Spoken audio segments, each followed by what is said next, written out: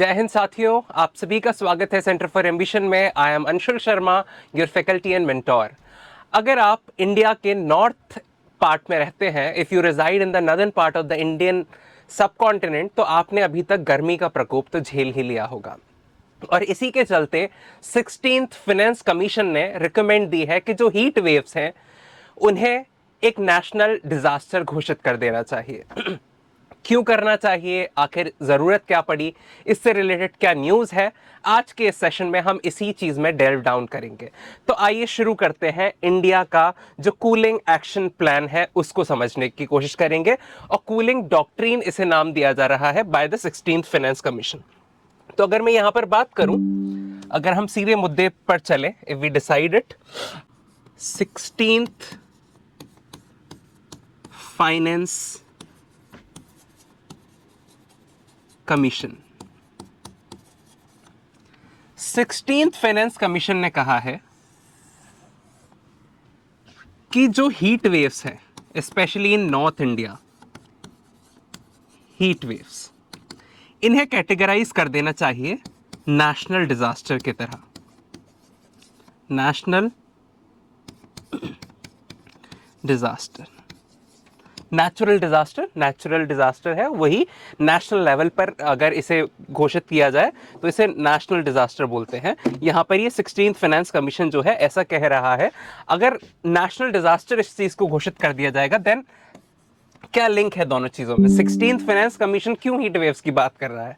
जब आप अपना सिलेबस पढ़ते हैं, यूपीएससी का जो भी सिलेबस है, उसमें आप देख पाते होंगे कि 16th finance commission is somewhere related with GS3 portion, economy के पोर्शन से रिलेटेड है, जबकि हीट वेव्स जो हैं वो डिजास्टर मैनेजमेंट का पार्ट है, ठीक है, एनवायरमेंट का पार्ट है। अब ये 16th फाइनेंस कमीशन, इकोनॉमी और डिजास्टर का क्या रिलेशन है? अगर heat waves national disaster declare कर दी जाएंगी, then it will call for central government funding, call for funding from central government. जो केंद्र सरकार है वहां से फंडिंग अब इस चीज के लिए चाहिए होगी, राज्य सरकार के एम्बिट में नहीं आएगा, ये केंद्र सरकार के एम्बिट में आएगा नेशनल डिजास्टर घोषित होने के बाद। ऐसा 16th फाइनेंस कमीशन का कहना है। और क्यों जरूरत पड़ रही है आखिर नेशनल डिजास्टर घोषित करने की हीट वेव्स को? अभी तक हीट वेव्स जो मैनेज करी जा रही थी वो नेशनल डिजास्टर मैनेजमेंट अथॉरिटी के थ्रू मैनेज की जा रही थी। ओके, एनडीएमए ही इसे मैनेज कर रही थी। It was managed by NDMA, national disaster management authority. लेकिन हीट वेव्स को टैकल करने के लिए जो भी कदम उठाए जा रहे थे अभी तक, वो इनअप्रोप्रिएट थे, ठीक है, इनअप्रोप्रिएट मेजर्स,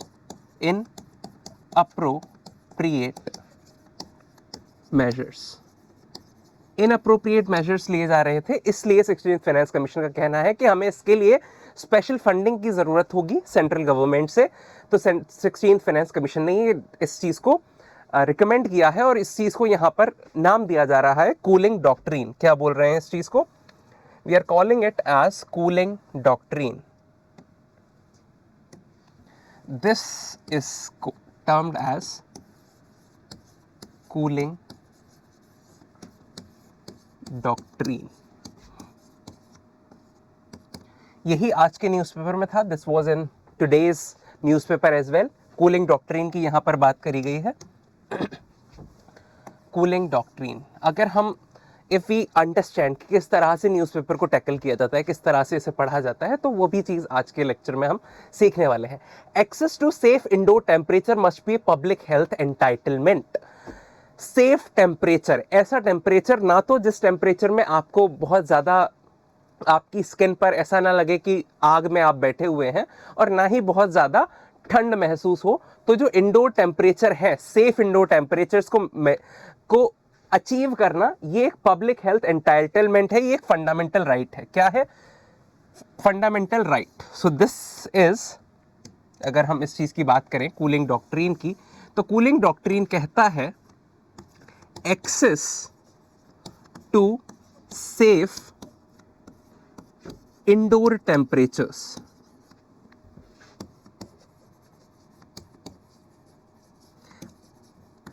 इंडोर टेम्परेचर की बात करी जा रही है यहाँ पर। घर के अंदर जो टेम्परेचर होता है, बिल्डिंग्स के अंदर जो टेम्परेचर होता है, आपके work space, schools, college, universities, आपका जो ऑफिस है उसके अंदर का जो टेम्परेचर है, इंडोर टेम्परेचर है, उसको सेफ इंडोर टेम्परेचर के एक्सेस को ही यहाँ पर एज अ फंडामेंटल राइट हम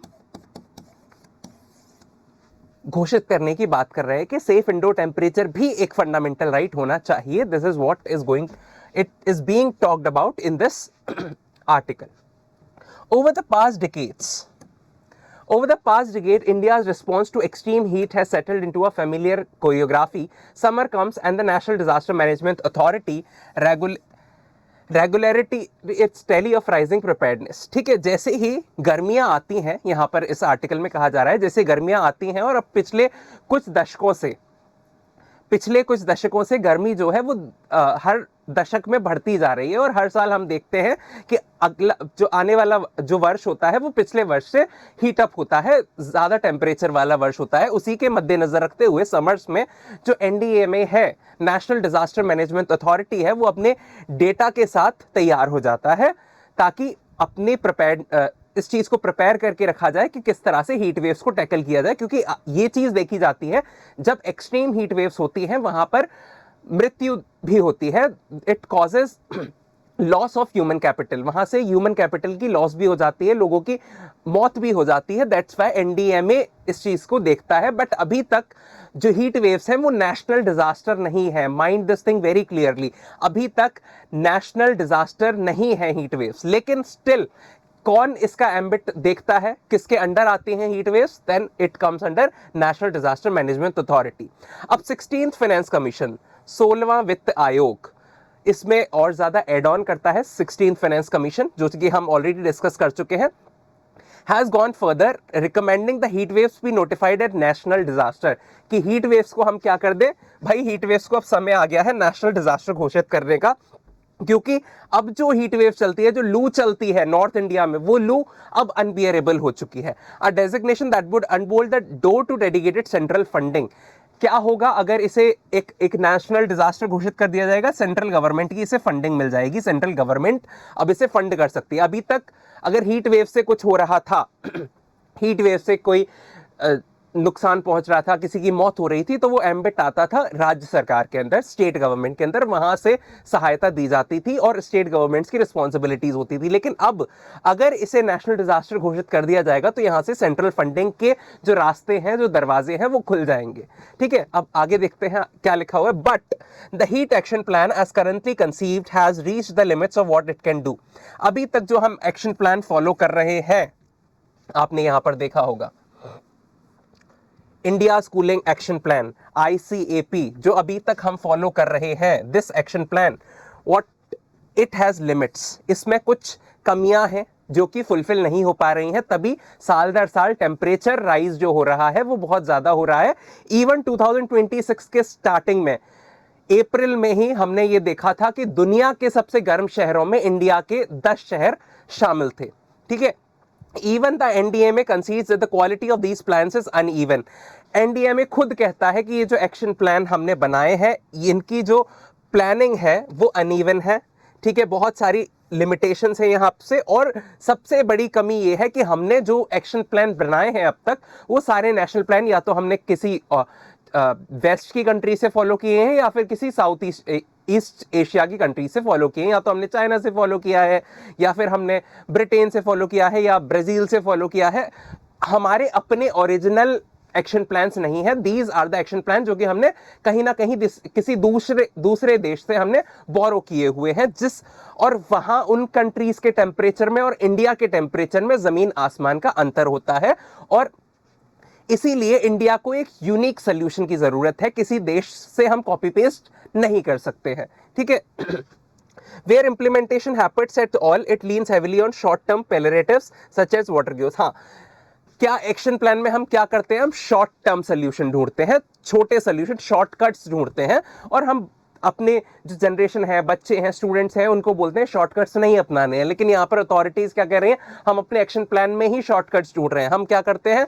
वाटर कियोस्क, जो पानी, गर्मियों में पानी बांटते हैं, ठीक है, आपने देखा होगा, जल सेवा जिसे बोला जाता है, या तो वाटर कियोस्क लगा देते हैं, पब्लिक एडवाइजरी जारी कर देते हैं, हर चौराहे पे एक एडवाइजरी कोई बोल रहा होगा ऑपरेटर की घर में रहें, न्यूज़पेपर्स के थ्रू के 10 से 4 वो 12 से 4 आप लोग घर के अंदर रहें, बाहर ना निकले, ग्लूकोज पीते रहे, इस तरह की चीज़ें करते रहते हैं। या फिर शेडेड एरियाज बना देते हैं, बस स्टॉप्स पर, रेलवे स्टेशन पर शेड लगा दिए जाते हैं, जहां ज़्यादा ट्रैफिक वाले चौराहे होते हैं वहां पर ग्रीन शेड लगा दिया जाता है। ये शॉर्टकट्स हम अपनाते हैं, हम कोई कंक्रीट सोल्यूशन नहीं ढूंढते हैं इस बारे में।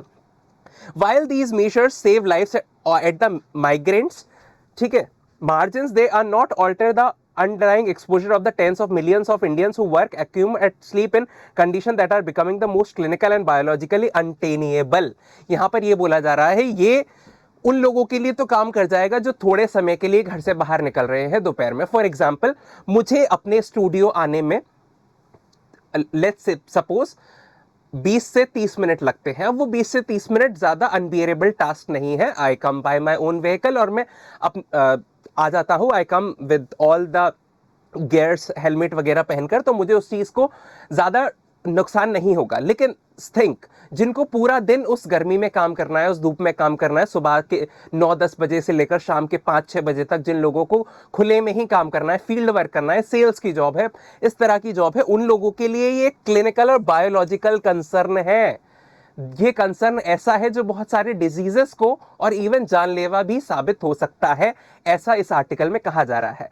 अब इंडिया को जरूरत क्या है? इंडिया को जरूरत है और एम्बिशियस होने की, ऐसा एम्बिशन होने की कि इंडिया अपने यूनिक सॉल्यूशंस फाइंड करे, और इंडिया को अब नेशनल कूलिंग डॉक्ट्रिन के साथ यहां आना चाहिए, जो कि 16th फाइनेंस कमीशन कह रहा है कि 16वां वित्त आयोग यही कह रहा है कि राष्ट्रीय कूलिंग डॉक्ट्रिन होनी चाहिए, नेशनल कूलिंग डॉक्ट्रिन इंडिया का एक पार्ट होना चाहिए, क्योंकि अब हीट वेव्स जो है वो एक नेशनल कंसर्न बनता जा रहा है। ताकि हम सस्टेन्ड एक्सेस दे सके, सेफ टेम्परेचर्स का पब्लिक हेल्थ एंटाइटलमेंट सबको दिया जा सके, इसे एज अ फंडामेंटल राइट यहां पर हम बना सके। ठीक है, और सबसे ज्यादा कहां पर इस चीज की जरूरत है? फैक्ट्रीज में। I don't know how many of you have seen factories और नॉट, आप लोग कितने लोग फैक्ट्रीज में गए हैं?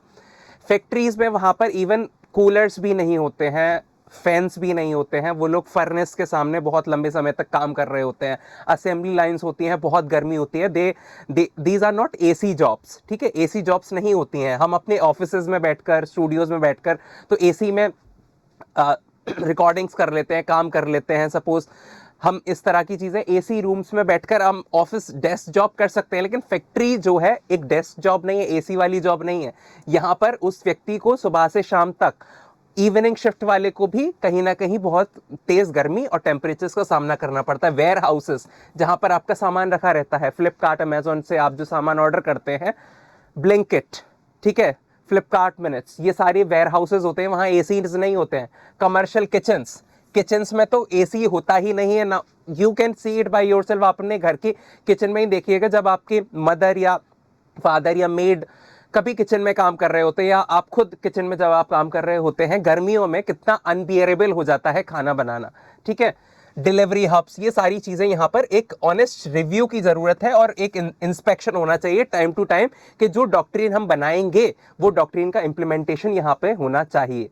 तो यहाँ पर एक कूलिंग, डिस्ट्रिक्ट कूलिंग सिस्टम की भी जरूरत है अर्बन जोन्स में, खासकर रूरल में इतनी समस्या नहीं है, लेकिन अर्बन सेंटर्स में, अर्बन जोन्स में यहाँ पर बहुत ज़्यादा ज़रूरत है इस चीज़ की, स्पेशली नदन पार्ट पे। और साथ ही यहाँ पर ये कहा जा रहा है कि हम जो ग्लोबल नॉर्थ की जो कंट्रीज़ हैं, जो अमीर देश हैं, जो संपन्न देश हैं, उनके आइडियाज़ को बोरो नहीं कर सकते, क्योंकि और उनकी ज्योग्राफी और उनका टेम्परेचर बहुत डिफरेंट है हमारे टेम्परेचर से। वो वेल्दी इकोनॉमीज़ है, वो अफोर्ड कर सकती हैं, हम लोग इतना अफोर्ड नहीं कर सकते। ठीक है, हमारे जो समर्स होते हैं वो ह्यूमिड होते हैं, जबकि यूरोपियन समर्स कैसे होते हैं? ड्राई यूरोपियन समर्स होते हैं। We can not compare European summers with Indian summers.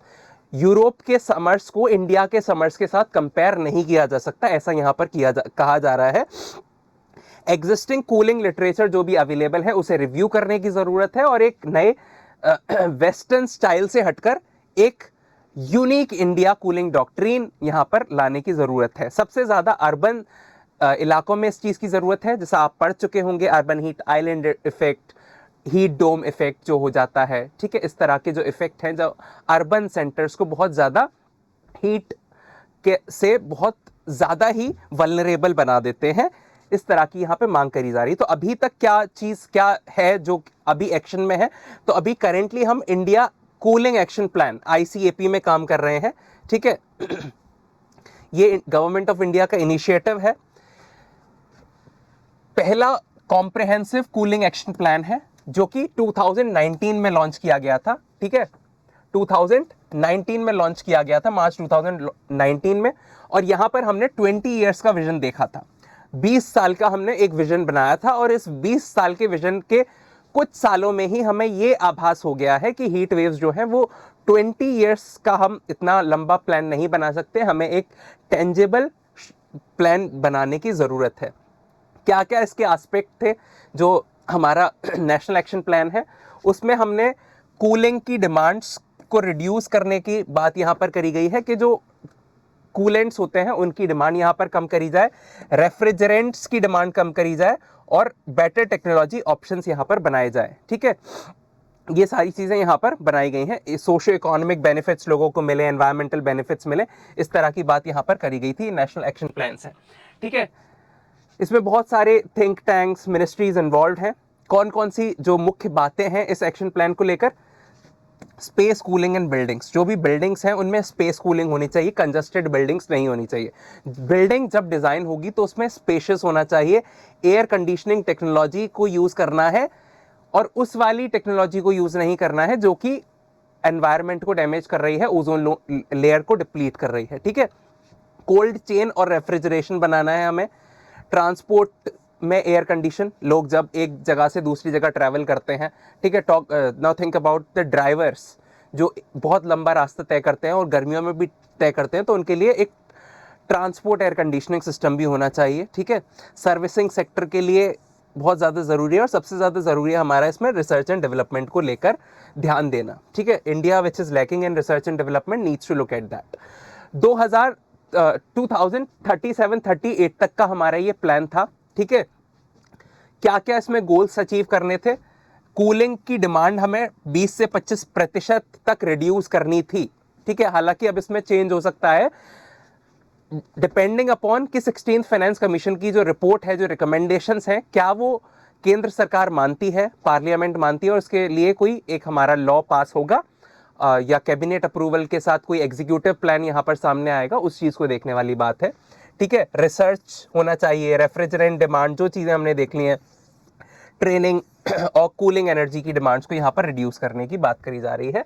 ये कुछ डेटा है कि हमने यहाँ पर एस्टिमेट लगाया है कि रेफ्रिजरेशन 2018 में हम 200 से भी नीचे थे टन्स ऑफ रेफ्रिजरेशन में, 200 टन से कम यूजेज कर रहे थे, 200 टन से कम रेफ्रिजरेशन को यूज कर रहा था इंडिया। 2023 में हम 200 को क्रॉस कर गए, ठीक है। 2027-28 में हम अनुमान लगा रहे हैं कि हमारी जो रेंज है वो 400 के पास पहुंच जाएगी, और 37-38 में ये लगभग 1000 के पास पहुंच जाएगी। इट विल सरपास 982, लगभग थाउजेंड्स के यहाँ पर tons of refrigeration India use कर रहा होगा, ठीक है। यहाँ पर भी डिवाइडेड है कौन से में, कोल्ड चेन, जो हमारा कोल्ड चेन वाला जो सेक्टर होता है वो सबसे ज़्यादा रेफ्रिजरेशन को यूज़ कर रहा है। उसके बाद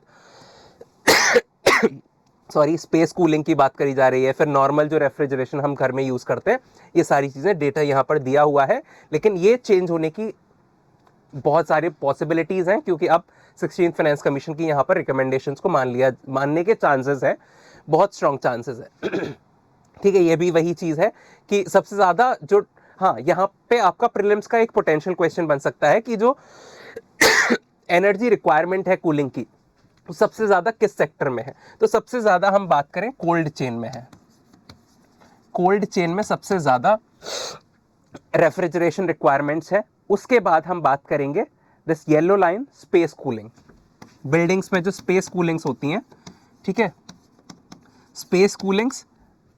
उसके बाद यहाँ पर नॉर्मल जो रेफ्रिजरेशन होता है जो घर में हम यूज़ करते हैं वो, and the last one is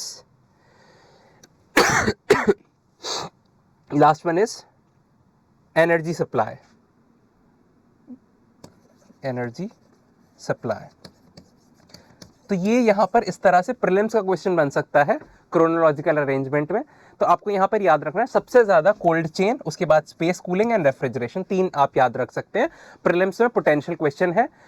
cooling doctrine news में है, आने वाले जो 10 दिन में पेपर होने वाला है उसमें भी अगर ये क्वेश्चन आ जाए तो कोई बहुत बड़ी बात नहीं होगी। Don't, it is not going to be a shocking question to you. Cold chain, space cooling, refrigeration.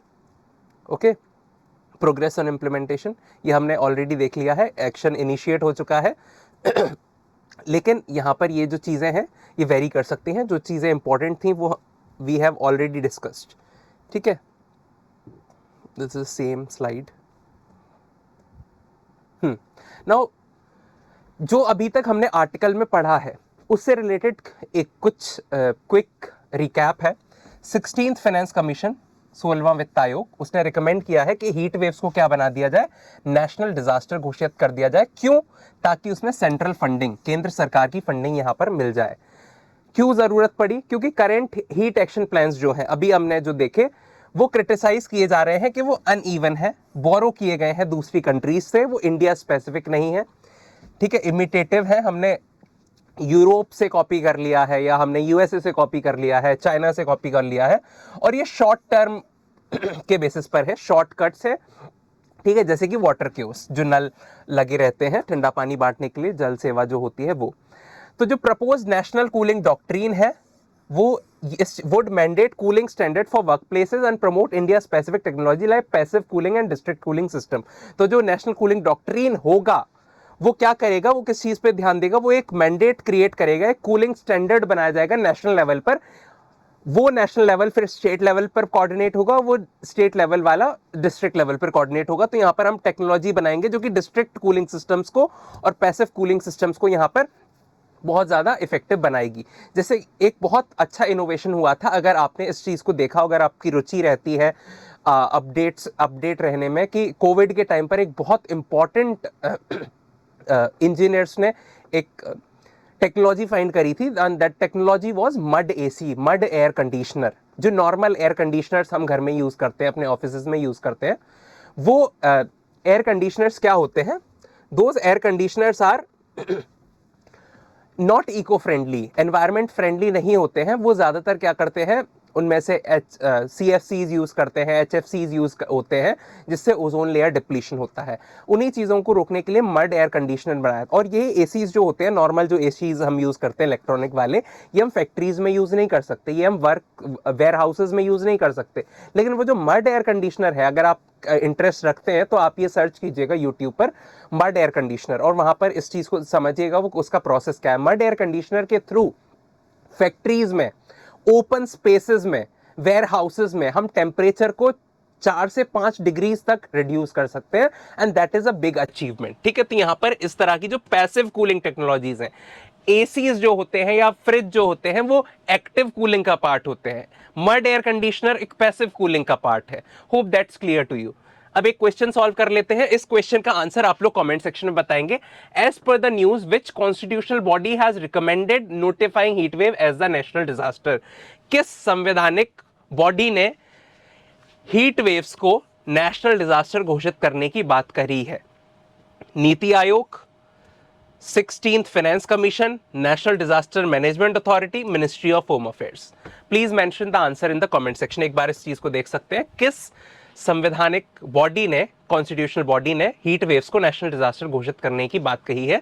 Option A NITI Aayog, option B 16th finance commission, option C national disaster management authority, या option D ministry of home affairs? इसका answer आप लोग comment section में बताएंगे कि क्या इसका answer है। Okay, that was all from our side in this lecture. ठीक है, होप आप सभी को समझ में आया हो कि हम क्या बात कर रहे हैं, क्या है ये अल्टीमेटली कूलिंग डॉक्ट्रिन क्या है।